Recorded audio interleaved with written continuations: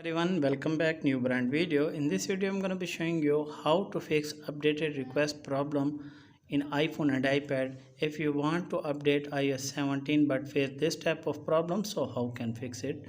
Go back your home screen and open your setting, and from here click on Wi-Fi and make sure that connect strong Wi-Fi connection.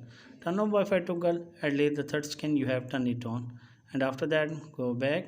If you use mobile data, then turn on airplane mode, at least the third scan you have turned it off, and after that check whether the problem had been fixed or not. If the problem is not fixed, then scroll down and click on journal, and from here click on iPhone storage, and from here you make sure that delete unnecessary app, and after that go back and scroll down and click on date and time, and make sure that select correct date and time and turn on board toggle, and make sure that set automatically toggle. If the turn off what you need to do it, turn on this toggle, and after that go back and scroll down and click on VPN and device management, and from here if you have any connect VPN, what you need to do it, disconnect, and after that go back and scroll down and click on transfer reset iPhone, and from here click on reset and click on reset network setting, enter your passcode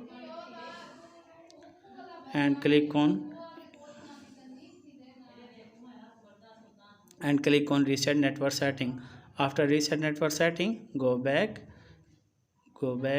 and click on shutdown and slide to power off, and after a few minutes you have turned it on, and after that I hope your problem will be fixed. If the video is helpful, then like and subscribe my channel. If you have any problem, share with me in the comments box. I will help you more. Thanks for watching.